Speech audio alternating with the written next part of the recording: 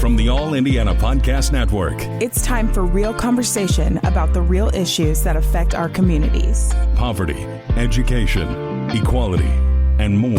This is Real Talk. Real Talk with Reverend Charles Harrison. Welcome to Real Talk on the All Indiana Podcast Network, and I'm Reverend Charles Harrison. And on this episode, we're going to talk about the mass shooting that happened in downtown Indianapolis last weekend, where 7 people were shot, leading to the death of 2 juveniles. What can be done about this problem of unsupervised youth downtown in Indianapolis? Stay tuned and join me today.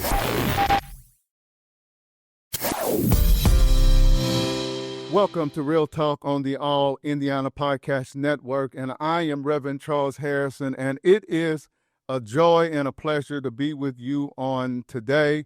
I'm just getting back from vacation. I was in South Carolina last week, so I wasn't with you, enjoying my vacation with my family, and had a chance to see my oldest daughter. We were coming back from Lancaster, South Carolina on Saturday when my phone started ringing off the hook, and I'm in the mountains of North Carolina and Tennessee trying to get home, and my phone started ringing about what was going on in Indianapolis. And I learned then early Saturday morning that there had been a mass shooting in Indianapolis where 7 people had been shot, 2 people had been killed, and people were frantic about, what to do. It comes off of a few weeks ago, there was a shooting on the canal. So we had a shooting on the canal, and then we ended up with another mass shooting. And this is something that over the last few years, we've had several shootings downtown. We had one in 2024, which we had 6 or 7 juveniles shot between the ages of 12 and 16. And then in 2019, we had another mass shooting downtown in front of the Steak and Shake and the Circle City Mall, where 6 individuals were shot, including 4 juveniles and 2 bystanders.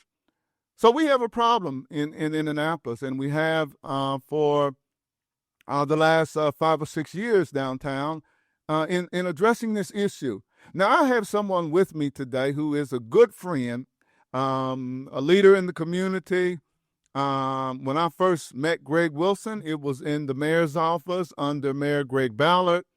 He later went on to be the executive director of the Indiana Civil Rights Commission.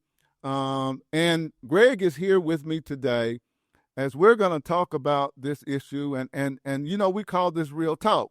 So on Real Talk, I try to be really honest about what's going on, what has happened, what I believe has led to this, and I bring people on who are also going to be honest about what's going on. Well, welcome, Greg. Thank you, Pastor. Reverend Harrison, I was one of them who called you on while you was on the road coming home, because, again, I know that you've been a leader in trying to reduce the violence in this city. Right. I got out of the mindset of saying stop the violence. Right. I always say reduce the violence. Right. Because to stop it, it's a monumental task. So it'll take more than one human being to do. But thank you for having me on your show. Well, let's kind of talk about this because, when I first started doing 10 Point in 1999, was my first experience with the juveniles downtown. At that time, the juveniles was going to the mall, and normally it would be 200, 300, 400 kids who would be coming out of the mall around 9 o'clock, and our task was to get them on those buses. And at that time, the bus stop was right by the State House. So we were trying to get kids from the east side, the west side on the bus home. And at that time, Greg, the most we worried about was individuals getting into fights, and we escorted them from the mall over to the bus stop, trying to prevent, individuals from getting into fights. So, 10 Point was one of the groups. Then they had the group that worked inside the mall, they would come out and walk over there too. And then we had a couple other ministerial groups that would come out, and try to deal with that. But that was the extent of it back then, and finally we got that under control. We made some shifts in where kids would go to get the bus to go back to their neighborhoods. So we didn't have all the kids at one bus stop anymore. We kind of separated West Side, East Side kids, which really helped. And then over the years, we have had, situations, particularly on Saturday night. And Saturday night was the night, when the kids would be downtown, and we would send, clergy groups, anti-violence groups downtown to deal with it. The kids then would stop coming. Then they would go someplace else, and then eventually they would come back downtown off and on. But we never really experienced what we have experienced the last few years. Really starting, I would say, in 2019 up until this past weekend. So the question becomes, how do we address this problem? When you have hundreds of unsupervised juveniles coming downtown, now they're bringing guns. And now we're dealing with the whole issue of violent crimes downtown that juveniles are involved in. Yeah. Pastor, over the last few weeks, actually, a couple weeks ago, I just got back from Florida. And coming back, I wanted to stop downtown and get my friends something to eat. Okay. And so it was about, I want to say, 10. So as I came in and I looked and I saw remnants of when we had the problem before with young people right downtown who were not, they were doing things that they shouldn't be doing downtown. Right. And it was hundreds unsupervised. Right. And it concerned me then. And I even mentioned it to you. Right. I said, I got back, I saw these, and it reminded me of some things that had happened in the past. Pastor, I'm telling you something, all over the country, I'm seeing the same issue. Wow. With young people with guns. I mean, we saw what happened in Philadelphia and some of the other cities. And we're not just talking about little guns. We're talking about high-powered weapons. Right. I don't know where they're getting them from. And we're not talking about legal guns. We're talking about these young people who have their hands on powerful illegal guns. Right. And I'm going to tell you something. As I talked to you earlier, as parents, we don't want to lose our children to this violence. Right. So to me, it's up to us to step back and look at what we used to do with our young people. When as I raised my kids, I didn't give them everything they wanted. Okay. I didn't let them listen to everything they wanted. Okay. Now, I can't say what they did outside the house when I didn't have control. Right. But I was one who monitored my young people. I monitored my children. And I see right now that we're at a point that we're going to have to go back to some of the things we used to do. And we can't allow this new culture to take over because we're going to lose a lot of our young people. So is it a parenting issue, or is it bigger? Because, some people, are concerned that we, put it all on the parents. Is it a parenting issue from your perspective, or is it something much bigger? It's a combination. It's a combination. Okay. Yeah, but parents have a big part of it. Okay. Because they're the first contact. Okay. But it's bigger. We know it's the music. We know it's a lot of the environments that exist out there that didn't exist before. Okay. And we know that, especially now, it seems like young people are more influenced today than they were in the past. So, no, I think it's a bigger picture than this. But it's going to take all of us working together. I think one of the things is, even when city officials, whatever city you're in, as they try to plan and look, they can't do a top-down approach. Okay. It cannot be. It has to be inclusive of people, even that they typically don't work with, being involved in looking at how we solve this and how we kind of redirect what's happening in our communities. But I'm telling you, Pastor, I mean, I losing a son to this violence. Right. And I lost a son. And I don't want to see anybody lose children. I watched the innocent young lady on Arlington, the 16-year-old that was killed by a bullet, a stray bullet. I mean, and then that can happen to anybody. And I think when people start thinking about just because your child ain't out there, that doesn't mean it can't impact them, because they could be somewhere where there's violence going on and they could be impacted. We know the young lady whose son went to the birthday party for the first time, begged her to go. She let him go, and then look what happened. He was injured at that birthday party. So it's all hands on deck to me, Pastor, right now. So when you look at, for instance, I know the city's grappling with what to do, and I know there's conversations about whether or not curfew is the answer. The City County Council, Councilman Robinson, brought up a resolution, ordinance to change the curfew laws. I'm not for sure he can do that compared to the state laws, but I think those are 14 and under, is it, or 15 and under, 10 o'clock, and then those who are 15 to 17, maybe it was 11 o'clock downtown, is the curfew. Will something like that work? I think it's important. I mean, it worked on me when I was young. Okay, worked. we didn't. The council didn't have to pass something. No, that was different then. Our parents said it was when the street lights came on, we needed to be home. Right. I think those are helpful tools, but I think a lot of things need to be on the table. One is, we got to understand, because I hear a lot of people say, well, it's nothing for our young people to do.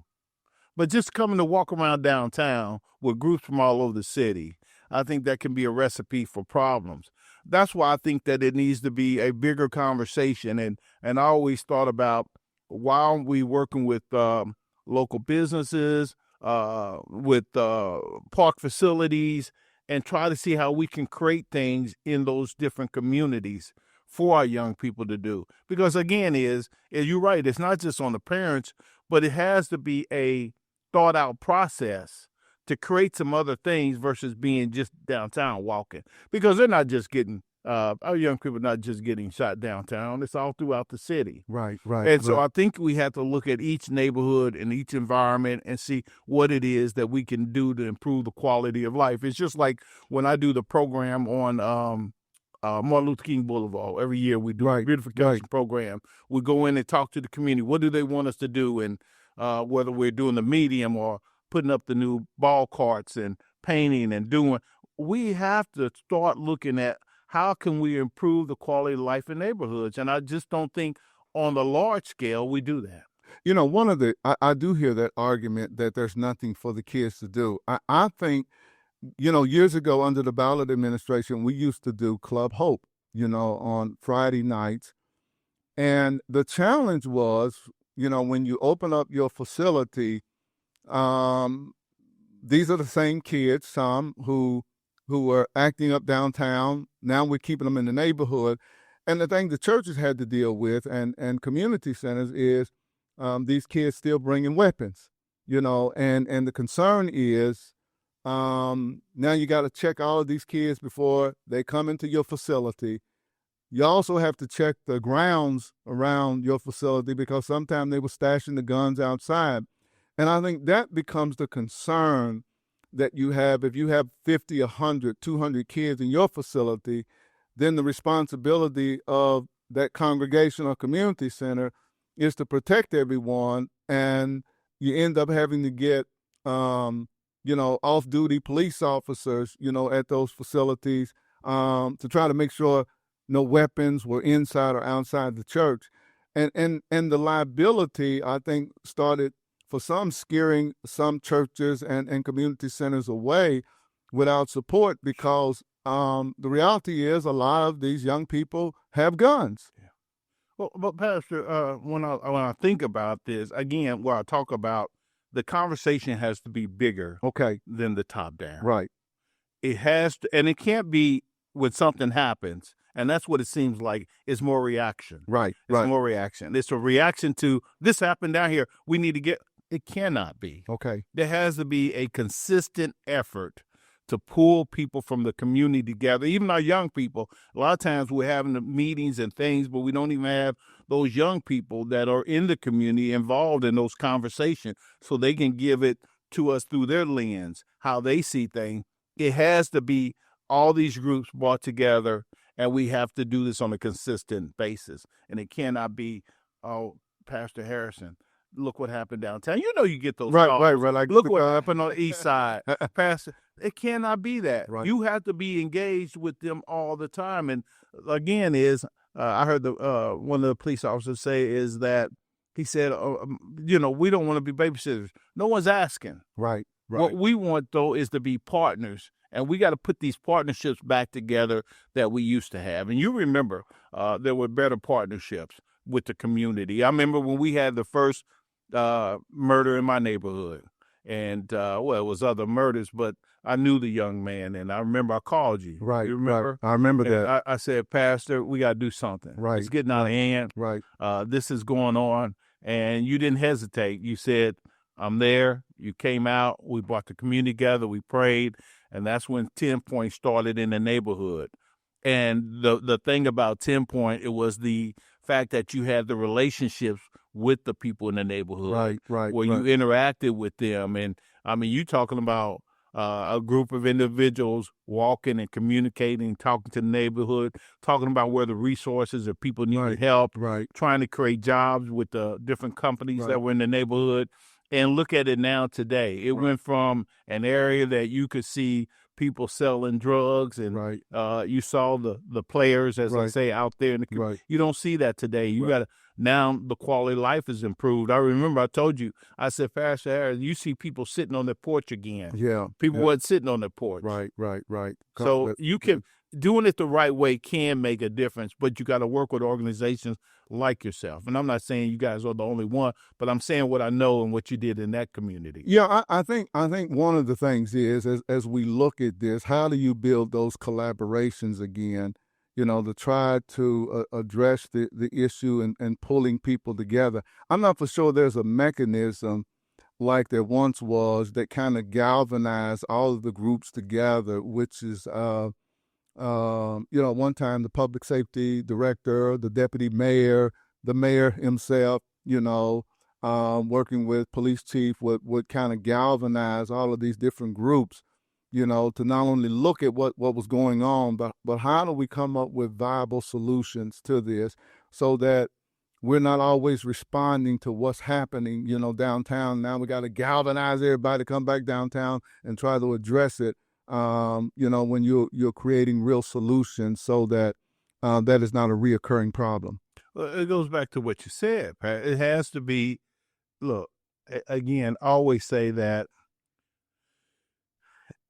people don't engage with their city resources a lot of times. Okay. And I know that. I work there. When I worked for the city, and when you talk about even your Department of Metropolitan Development and your zoning committees and all these different committees that support things going on in the city, we tend not to engage. Right. I remember I said, I wonder it would help if the city said less, instead of like when the mayor used to do the different community meetings all over the city and bring all of those officials. I thought, well, maybe we need to bring those different organizations or committees to the community in some of the park areas in the community. Maybe that would engage people. We got to change how we communicate with our government. And I really believe that is a missing piece. Okay. Because the people are not engaging. Therefore, the changes they might want. I mean, people walk out and say, oh, hey, they're fixing this over here, or they're doing this. They don't know where that came from or why it started. Right. Or why they're changing and making one-way lane, two-way street, in the one-way streets and the two-way street. You have to engage. And so you have to say what your needs are. I mean, when you elect people and to these positions to represent your communities, your neighborhoods, you should be communicating them what you want to see to improve the quality of life. It is about quality of life changes too. How are young people coming up to see their condition? If they're raised in a place where no one cares, in a neighborhood that that is impoverished, doesn't have the resources, and they're hardened to when they see the positives over here, when they see Johnny lives like this, and sometimes the anger and frustration can be with them. So I think it's a big picture that has to be discussed, and I think that we have to change the way we work with even our government as well, also as working with the community. It has to be a different way, and it has to be a way to bring it together. But Pastor, I know people might say, well, what's that mean? It means that for me is when I was in the office, any office, I was always engaged. I brought my office to the community. Right. Brought my civil rights agencies over to MLK Boulevard, do things over there. We got and to connect with people. We sponsored radio shows. We were engaged in the community, and I think it was a different makers, and that's where the resources are with some of these government agencies. And then the businesses in the community, how do we bring them to the table so they can be a part of the solution, because whatever's happening in their neighborhoods impacting them. There's been some criticism concerning the silence of the Black community with this last mass shooting downtown. 2 juveniles are dead, a 15 and a 16-year-old. And the comparison has been, if that would have been 2 juveniles killed by a police officer, there would have been a greater outcry in the Black community. Is that fair? Is it true? Is there a double standard in the community? Do we respond to the kind of violence that we're seeing, in the community differently when it's more Black on Black than Black versus police? No, I agree with that. I mean, I think that is fair. The fact is that when the young 16-year-old girl was killed, it was dead silent. Right. Innocent. Right. She did nothing to anybody. Right. And now look what's happened to her. Right. She's lost her life. No one said a word. Right. And even when there's violence in the community, where's the leadership? Where's the leadership? Right. In the community? Why are they not speaking up? You elect these people to represent you. Right. And they should be the voice of, hey, this is happening. What resources do you need? You don't hear anything. It's a definite silence when it comes to losing life in our community. So why do you think that is true? And Terry Cameron just walked in. How you doing, Terry? Fine, and you pass? I'm doing good. Why do you think that? Why do you think there's a difference? A difference in the community and the elected officials. Yeah. When there is a homicide, Black on Black homicide, compared to when a police shoots and kills a Black, is there a different outcry? This is a different outcry. Number one, elected officials feel like, how can we care more about a community than they care about themselves? So there's a lack. It's going to be a lack where your thought process is like that. They don't care about themselves, so why should we care more about them than they do themselves? Number one, the reason is because we elect you to care. The people who that elected you to be the public official that you are, they elected you to care. And it might not be the ones who don't care about themselves, but it is the ones that do care about themselves and care about their community. Now, getting to us not caring about ourselves, once you teach a dog a trick, they continue that trick until you teach them something different. We don't teach each other nothing different. We keep on the same process, down the same road, the one-way sign to a dead end. It's getting old, man. It's time for men, Black men, and everybody else, stand up, play their part. We got to show them that we care about ourselves. That's a learning process. Then maybe they'll get it.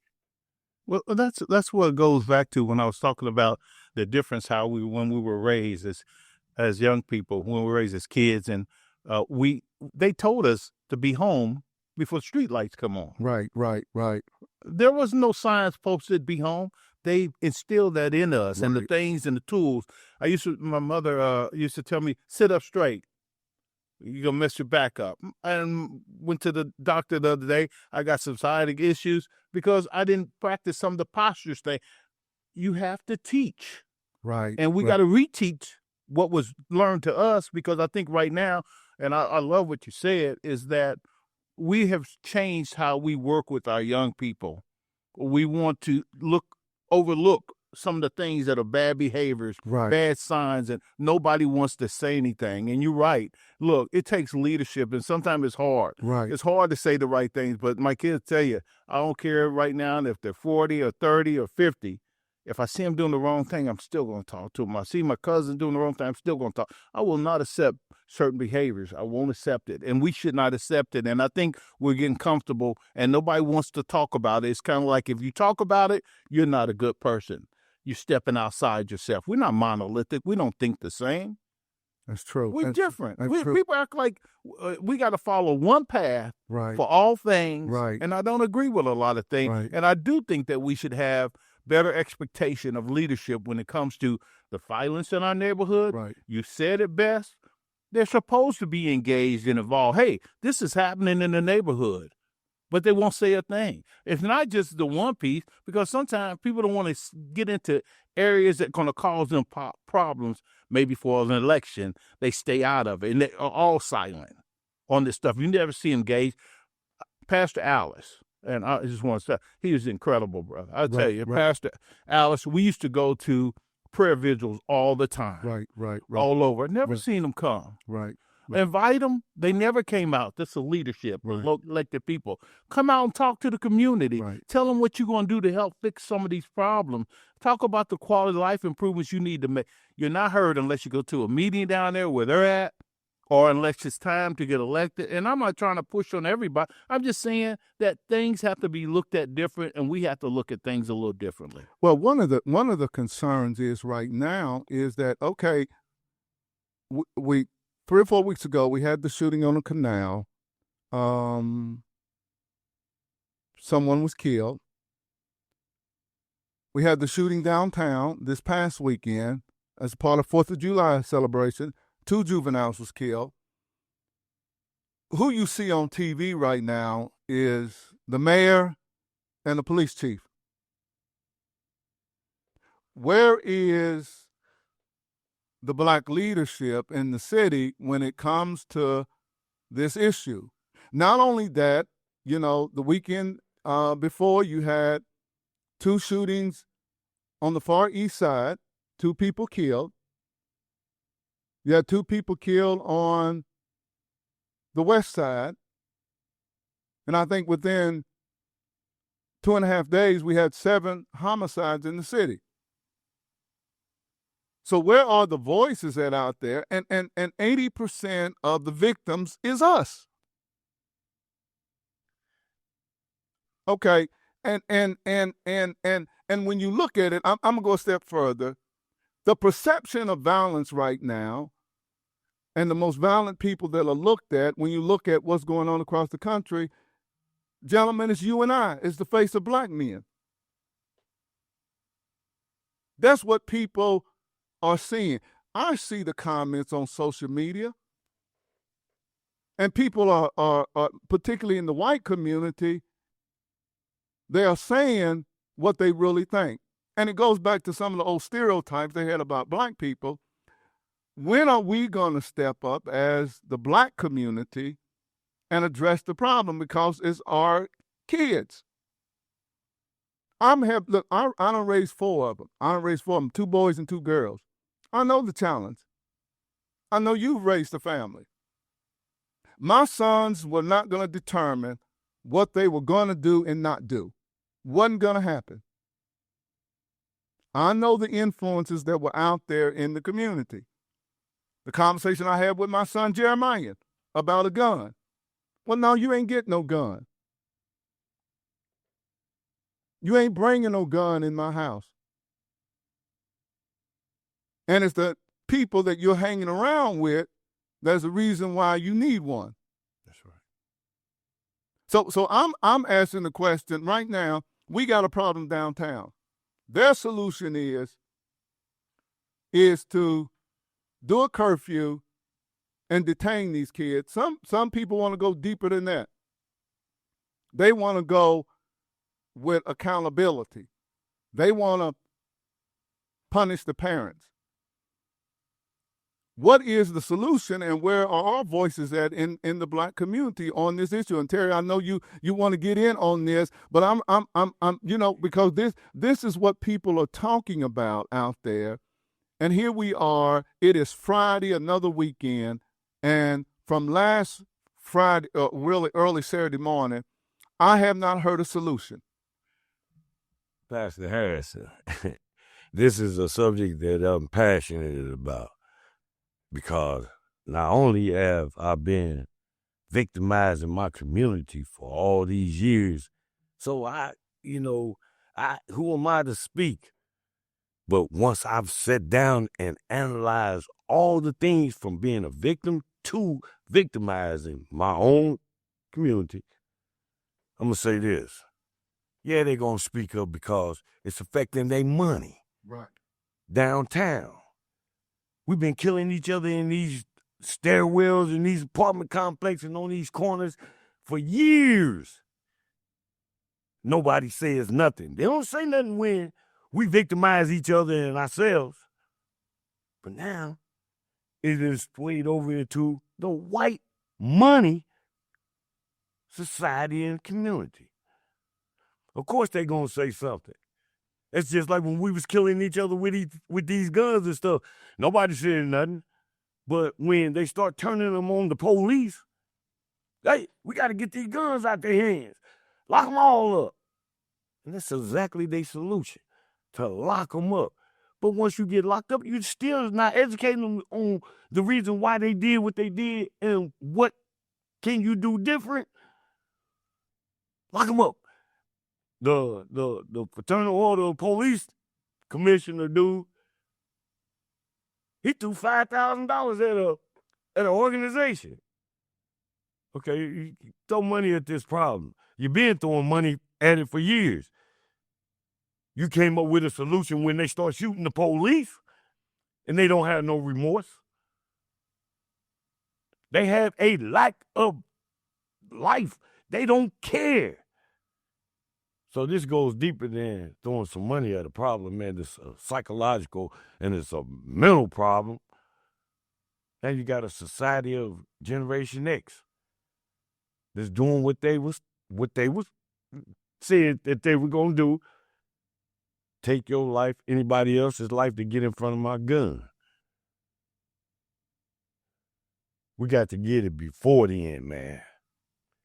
So where does it start at then? Because you said we got to get it before then. I'm saying in my household, I try to get it as the father and at my wife as the mother, because my kids were exposed to all the other stuff these other kids exposed to, going to school with them, hanging out with them.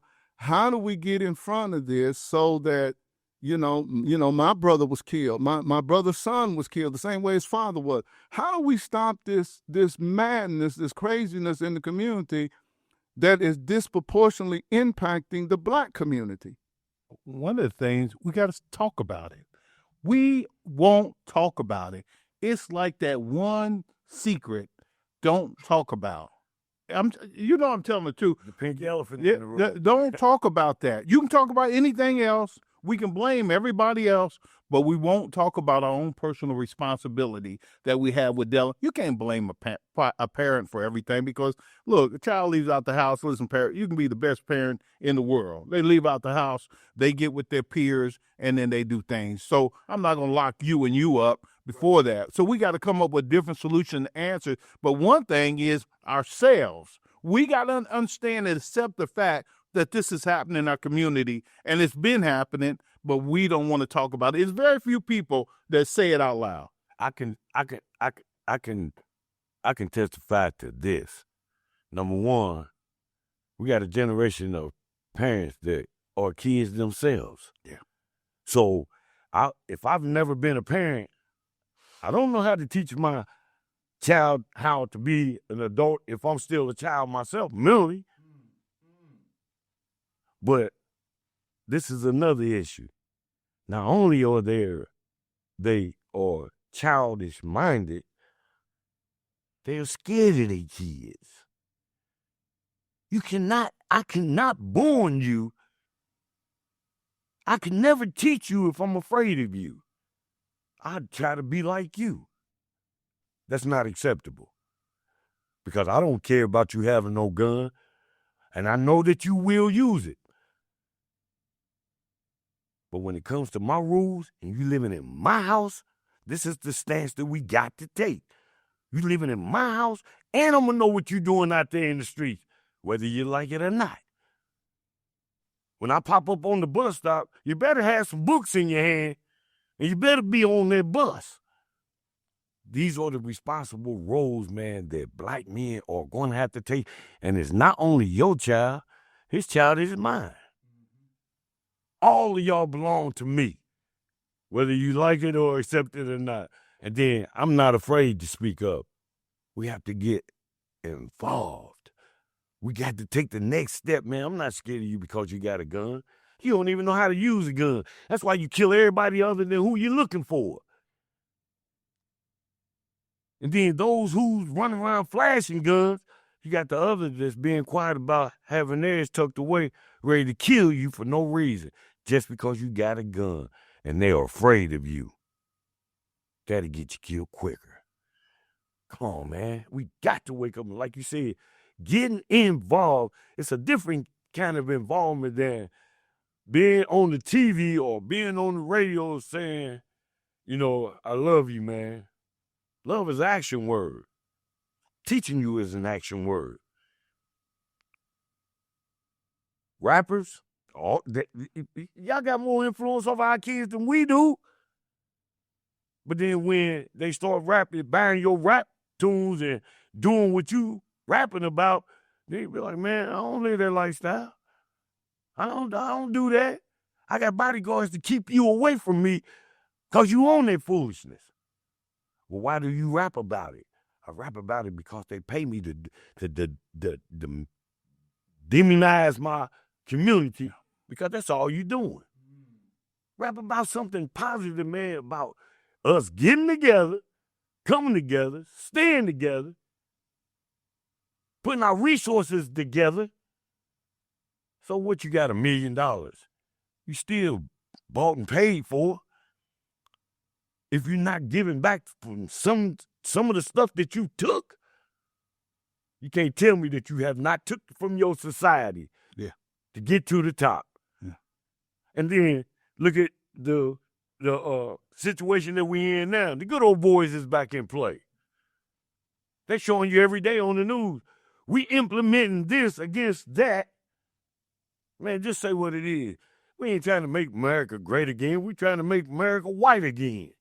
Yeah, it's not going to happen. It's not going to happen. And I don't care who don't like it. I'm not mad at you because you're doing what it takes for your people's survival. You supporting your community. Why get mad at me because I support mine? Well, let me ask you this, though. Is it not up to us, though? It is. You see what's happening in the Hispanic community, the support that they have. Families supporting families. They're going into business together. You know, for us, I don't know what has happened the last 2 generations because that's not how I was raised. My parents didn't raise me that way. My mother and father wanted me to do better than them. So they made the sacrifice in order for me to do better than them. As a parent, I'm trying to sacrifice for my children so that my children at least do as well as me or better than me. So what I work for as a parent, I'm giving to my children. I got 2 children now college age. So I'm working a little longer because if my children decide to go to college, which one of them is in college, just going into college now, then I know that I'm going to help them achieve what their dream is out there. And one of the things I think I'm saying is you got this problem downtown, and it's also a problem in the community because these same kids are the kids we're dealing with in the neighborhoods. And we're not really dealing with it in the neighborhood because these kids are causing the elderly in our neighborhood to be so fearful they won't even come out of their own house. The grandmothers and the mothers. And you mean we are accepting that where the grandmothers and the mothers are afraid to come out of their household? Well, we got kids who are robbing grandmothers and grandfathers, and that's okay. Yeah. Well, you know, Pastor, you know, a lot of times, and I look, a lot of us are afraid of each other. Yes. And they're afraid of our young people. And they can say they're not. I can tell you they are. I talk to young people. I've gotten so many young people jobs and people who were in this or in selling drugs and that, and they come to my door. I know them. They grew up in my neighborhood. Right. I know all the young people. Right. I know them. Right. I knew them. They still, Mr. Wilson, they always respectful, and I respected them. But a lot of us are scared. We won't even talk to them. We won't even talk to them. We're scared to be involved or be around, and so we live in our little isolation, but we want to comment. You know how long I lived? And I won't say I lived, but you know how long I lived there? Since 1986 in the heart of the community. Yeah. I never ran. I could have moved a long time ago. Right. But I want to be an influence. I want to be somebody people can look at and say, look, he's doing good. He's working hard, and he's doing everything he's supposed to. I don't blame everybody for my problems. Because if I work hard and do what I need to do, I can take care of and my kids have followed that example. They work hard. They created their own businesses, their jobs. They work every day. They have families. They have homes. We can do that.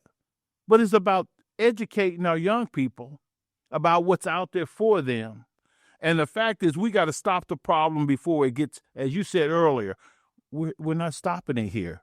And when it's getting out of control, then we want to try to stop it. How are kids doing at school? How are we educating our kids about the fact that if you have 6 or 7 kids and you have no husband and you have no job, then you're dependent on the government. How's that going to work out? When you talked about young people growing up and you're having babies, you young too, and now you got 5 or 6 babies, how are you going to help them? How are we going to guide them? We got a lot of work to do, but it means that we as a community have to speak up about what's happening to us and how we are falling apart right now as a community because we're not addressing issues. That's true.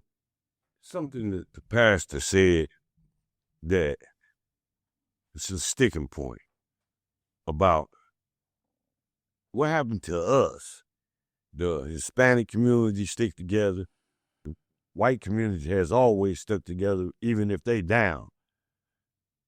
White people don't mess with us. Hispanic people don't mess with us. Chinese people don't mess with us. Canadian people don't mess with us. Hell, we don't even mess with us.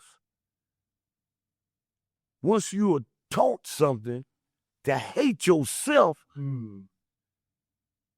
we take it and run with it. And we continue the process of teaching our kids how to hate yourself. I know, Pastor, I'm not, you know, I've done a lot of time. Right. And I've grown up, anybody that knows me know how I growed up. I'm not going to let nobody do nothing to me. I've been like that all my life. But guess what?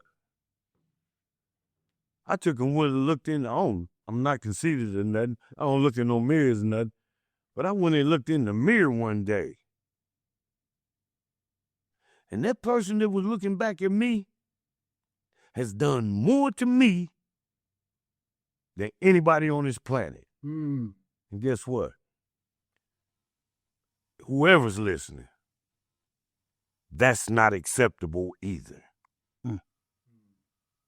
That's not acceptable, man. So if you start caring about yourself enough, you'll care about the next person. Yeah. I care how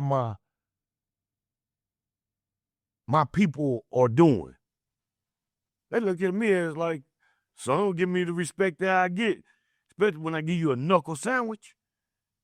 You don't have no choice. And when you don't have your gun with you, I've had you and your homeboys jump on me. I'm your OG. And I'm not your enemy. So why do you hate me so much? Think about it. You come up with an answer why you hate me and I've not done nothing to you. Give me a good answer. You that smart? You that intelligent? You are an intelligent race. Don't take it from yourself.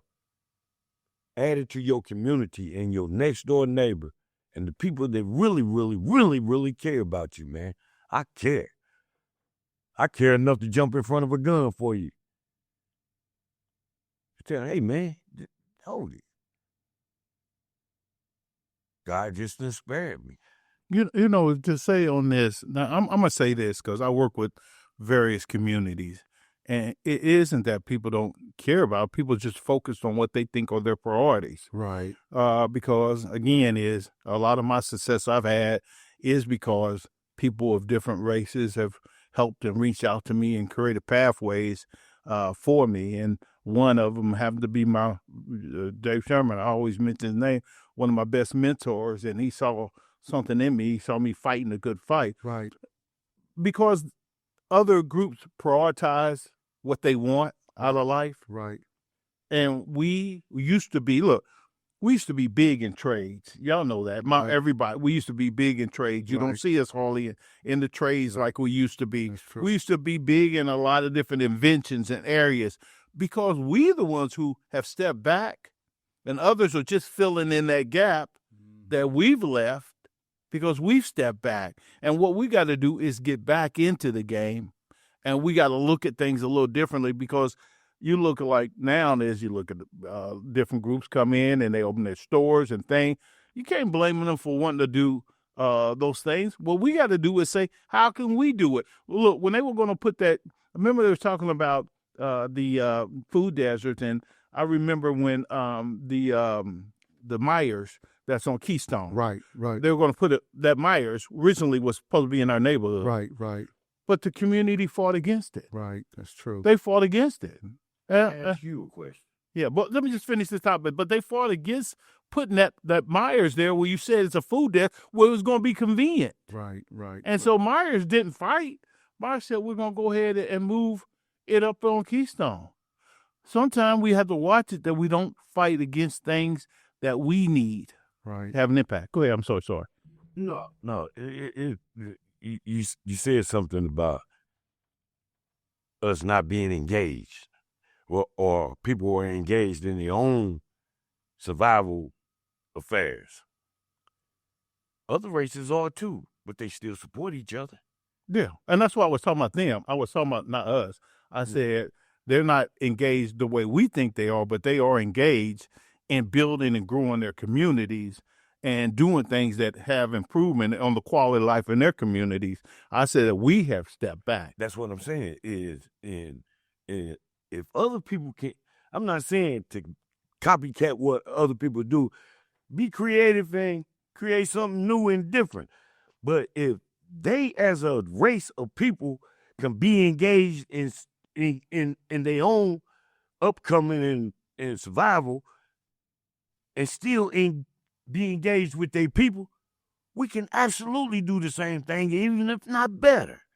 Well, you remember how some of this started is after segregation, when all of us lived in our own neighborhoods with doctors and everybody. Next door to me, I had all kind of businessmen. I remember the dentist and everybody.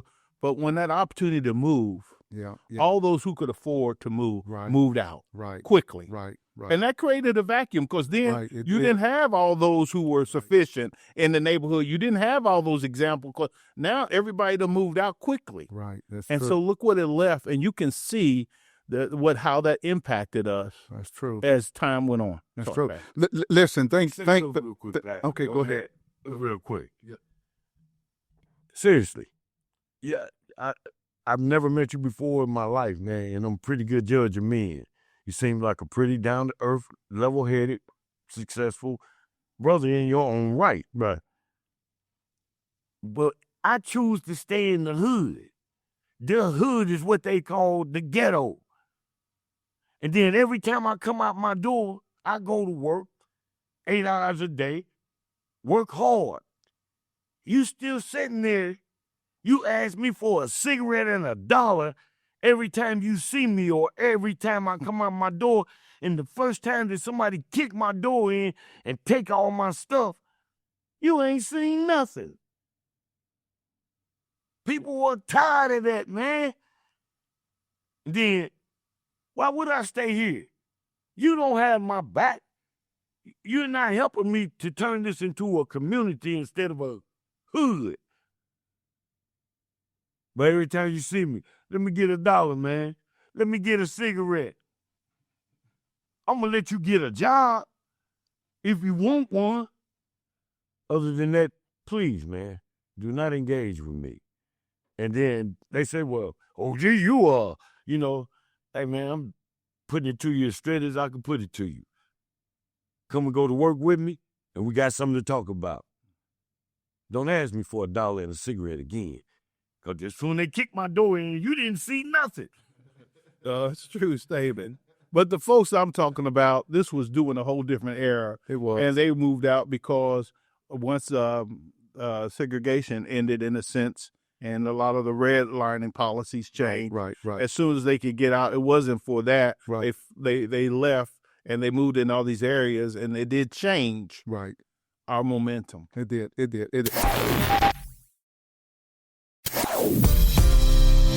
Greg and Terry, thank you so much for this conversation. You too.